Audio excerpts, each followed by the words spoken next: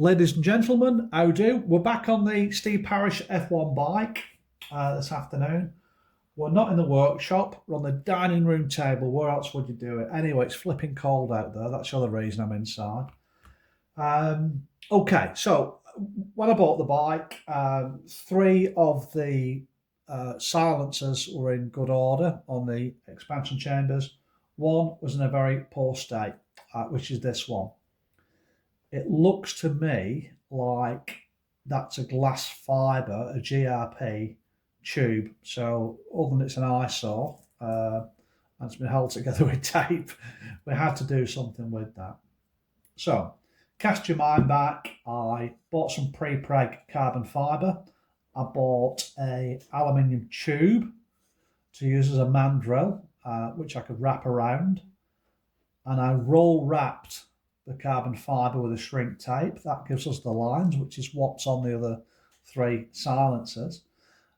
And then that went into the oven. It was a pre-preg carbon fibre. So this is what we've got out. It removed quite easily from the mandrel because we used a good release agent on it. I had to take a bit of a guesstimation really on how much carbon fibre to use to get the wall thickness right, because obviously it's got to match the other three silencers.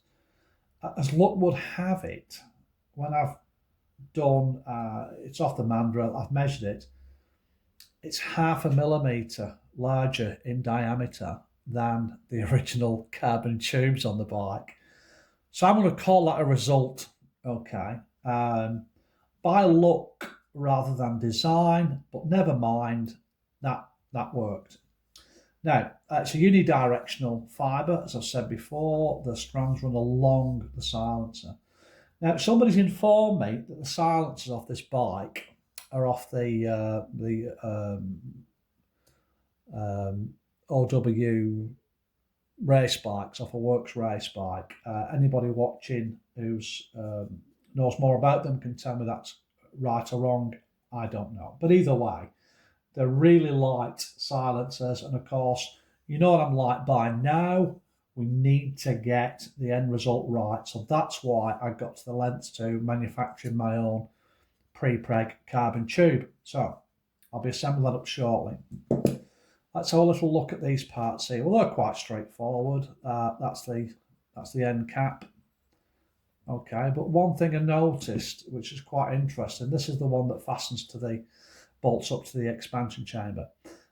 To reduce the weight even more, the inside of the cap has been milled out to get the weight down, which is incredible. The time taken to do this on all four caps, it says a lot about the philosophy. Now, I don't know whether Dave Johnson did that. I don't know whether they're done by Yamaha. But either way, this weight reduction ideology, approach has gone right through the bike. And it shows because it was an incredibly light bike. Lots of titanium on there, etc. So that's inside there. The caps. I'll be assembling this up shortly using the perforated centre tube because that's in good order, and like I said, recycle the wadding. What also I've done is I've got the correct rivets for this. Now, to get the size right, what I did was I got the vernier out. I've got a large selection of rivets there, and I went through and measured them all. You know I did. Of course I measured them all to make sure the head size was right, or as close as possible to the original rivets used and the ones on the other three silencers. So here we've got, I managed to get 8 out, which is what I need to secure these to either cap. Okay, it has to be right. So what are these called? If you're shouting pop rivets, you're way off the mark. That's a manufacturer's name. These are brake stem rivets. Obviously need a rivet gun to put round here. It pulls the stem up. The back of the rivet head opens up behind here and locks your components together. Okay. That's about it really. I'm going to assemble this up shortly, and that will look all right on the bike. As I said, we're 0.5 millimetre out on the diameter, which isn't a lot. What I'm disappointed with is the lines on here off the shrink tape. I could have done with them being a little bit more tightly wound. But listen, I'm not going to beat myself up over that. It's incredibly close to what's on the bike, so I'm going to be happy with that. The thing to me, it matters that the bike's as close and as accurate as possible to when Dave Johnson first built the bike and Steve Parrish raced it, of course. Right, there we go. Not much more, just a bit of boring talk about silencers and carbon fibre tubes, etc.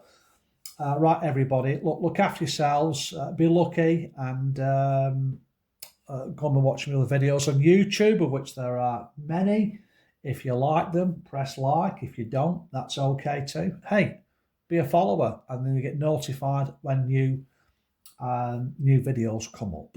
Okay, everyone. So look after yourselves and be lucky. Ladies and gentlemen, how do? Right, just to show you the completed carbon fibre silencer. I think it's come out reasonably well. What I've done is I've reused all the original wadding, said not because I'm tight, I'm one for originality. That's been repacked with all the original wadding that was in there. The rivets, obviously quite big-headed rivets. They don't lie flat, so when you've brought the stem off, get a little hammer, tap around the edges, and they'll follow the curve of the carbon fibre tube. Well, there you go, finished product. Right, I'm going to leave you to it. Be lucky, everybody.